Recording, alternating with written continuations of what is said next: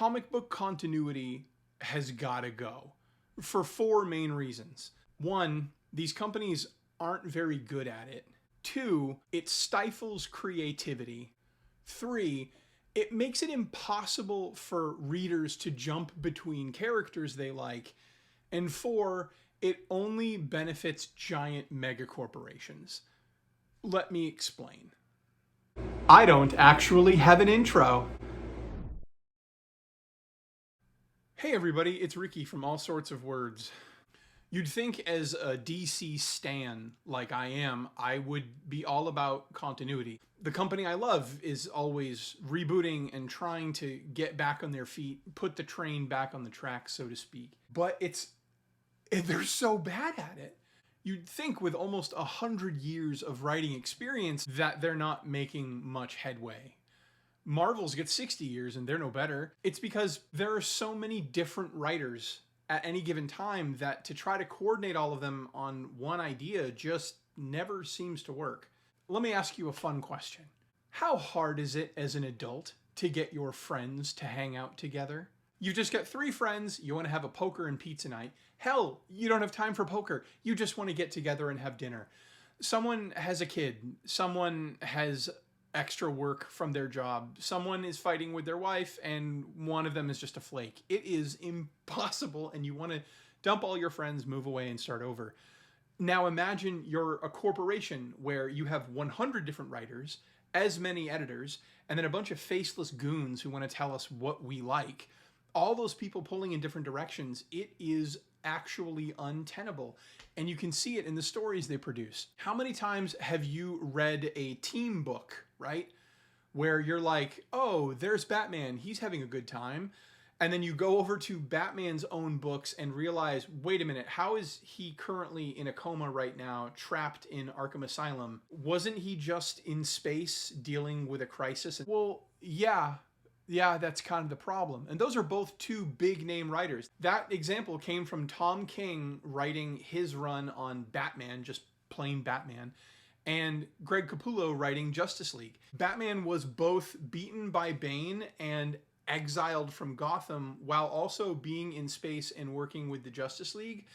And then after he went out of exile and went back to Gotham, he was captured by the enemies, put in the basement of Arkham Asylum and given a mind wipe while also in space with the Justice League. And that's just 2 books. Imagine someone like Wolverine who has Wolverine, X-Men, he shows up in X Factor, and he's also on the Avengers, and he also appeared in Spider-Man. It's impossible to do, and the companies are ignoring continuity while also trying to stick with it at the same time, and it just leads to a big old mess. And all of that stifles creativity. So in case you didn't know, this is the general breakdown of how writing works in comic books. You, dear viewer, you just got contracted to write for Spider-Man. You can finally tell all the stories you wanted to tell about your favorite web slinger. And so you've crafted a tight 12 issues, which is exactly what Marvel wants from you.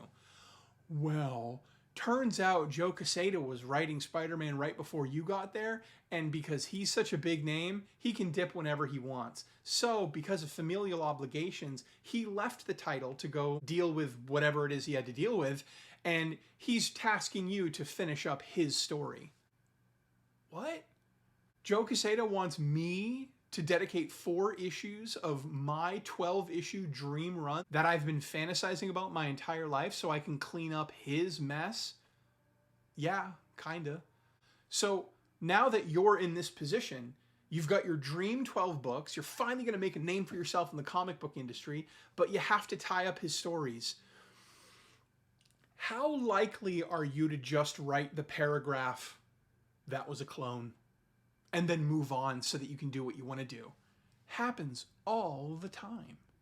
And then even if nothing external like that happens, okay? There's something that modern comic book writers have to deal with, and I like to personally call it the rental car effect. Every adult here who has rented a car like Hertz, Avis, or whatever, you all know the golden rule. Blue's Clues style, say it with me. When you return the car, it has to be in the same or better condition than when you took it.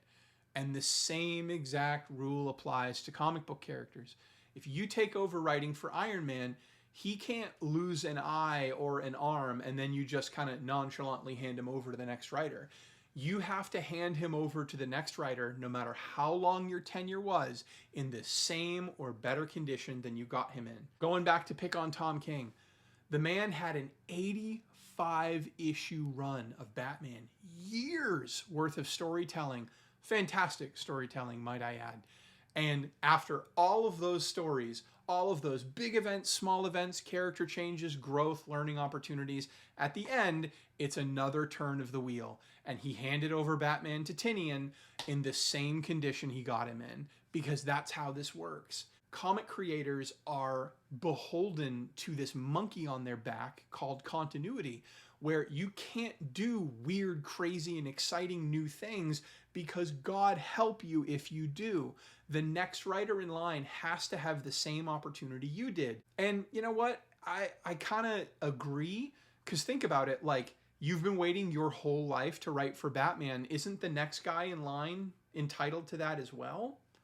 It gets tricky. But all of that makes it impossible for me as a reader to pick individual characters from different companies and just follow them as I see fit.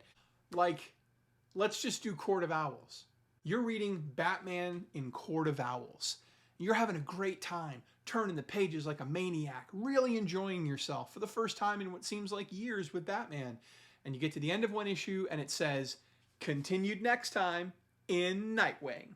And you think to yourself, well, that's not so bad, I guess. Batman and Nightwing. Yeah, sure, I'll pick up Nightwing so I can get this Batman story I really like. Read the issue, you're having an okay time. It's not as good as Batman because, you know, other comics don't get the resources that Batman does. And then at the end of that issue, it says, way to go, champ. The story continues in Robin. All right, well, Batman and Robin, I guess, and Nightwing was Robin, so that makes sense. And you get to the end of the issue, and it says, continued in Detective Comics. Continued in Catwoman. Continued in Birds of Prey. Continued in Talon. At a certain point, you're so far removed from Batman, he only shows up in maybe like one panel to go like, way to go, team. And that's kind of it. It sucks. It sucks. And every big character does that because big characters easily sell their books. Your Supermans, your Batmans, your X-Men's, your Wolverines, your Spider-Mans. They push numbers. But you want to get some of that greasy cheese on your other books too. So it's more likely that Spider-Man's going to cross over to someone like Miss Marvel because maybe he can give her a boost in sales. Hey, Editor Ricky here. I wanted to chime in because I think in the chopping down the video process, I missed making the point of why jumping from company to company is so difficult. These companies, they put you in a position where to get your one Batman story, you have to spend all of your personal resources collecting all of these other books that they want to use Batman to sell. So like Batman can help sell Robin, and Robin isn't selling very well. So now to finish the Batman story that you like so much, you got to go read the Robin, and then you got to read the Catwoman, and then the Birds of Prey, and so on and so forth. Which, you know, we're all only in this hobby as much as we can afford. So if you like Batman, but you like Daredevil across the street, to get the entire Batman story, you now have to buy 15 different Batman books. And then you know Daredevil's doing the exact same thing across the street. So to get just Batman, you're reading 15 different books. And then to get just Daredevil, you're reading 15 different books. And Lord have mercy on you if you like someone like Spider-Man or Wolverine or Superman, because those characters are spread thin across so many books because they want to make all that greasy cheese. That's the difficulty of continuity, because they leverage it, the companies, they leverage it in a way that allows them to make more money off of their big ticket characters, while your ability to pick the individual characters you like and you want to read is limited because you only have so much cash. How am I supposed to afford buying all that it takes to read Batman as well as all that it takes to read Spider-Man and so on and so forth? Whereas if you're already reading Batman, Robin, Nightwing, Birds of Prey, Oracle, whatever, it ingratiates you into that company so that you're less likely to leave and go to Marvel. You're already reading so many DC books. Why would you go to Marvel at that point? And the same thing is true in reverse. It sucks. It makes it impossible as a reader to keep up with that stuff without spending all of your money, which takes you to the final reason we need to get rid of continuity. All those things do. Everything I just said, all it is for the benefit of these large corporations because it behooves them to keep your money in-house. If you're already here for Batman, well, I can't sell you another Batman book. That would be too confusing, but I can sell you a Nightwing. I can sell you a Robin, and a detective, and a signal, and a spoiler, and a Batgirl, and forever and ever and ever it never ends. It's the same thing with Spider-Man. How many Spider-Verse books are there now? It's wild. So I actually do come to you with a solution, and it's something that these comic companies themselves have created, and it's the multiverse. There are so many individual Batman stories where, like, he gets the Green Lantern ring, or he is Superman, or he's evil. And we don't question it because you're just reading a limited run. Batman's got his own series, but you also have these small side streets you can go down for a little bit more flavor. Why can't they do that with their major properties? Why can't the Avengers just be the Avengers, and it doesn't matter if Spider-Man is currently in space at the time while they're also in the Savage Land? Who cares? It's kind of like that example I used earlier in the video. Who cares that Batman is currently on his own adventure doing his own thing and the Justice League are off in space with Batman?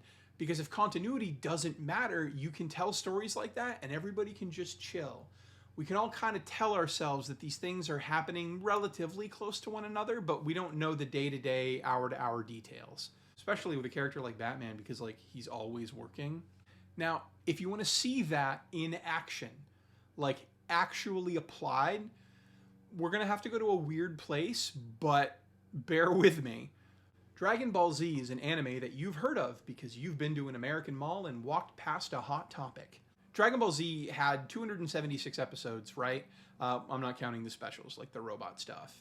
But it also had 13 movies. And these movies were all the same flavor. Bad guy who we didn't know existed shows up, causes a problem, all the heroes gather, fight him, put him down, end of movie, we never hear about that villain again. It doesn't require a large nuanced breakdown of exactly how this villain fit into this particular Tuesday between these two events that we were following in the anime. It just tells a story. It doesn't care about whether or not a character was where they were at the time of the story or whether or not this guy was in a coma. It just doesn't matter. Because us, the audience, we just want to see our favorite paper doll characters fighting other new paper doll characters.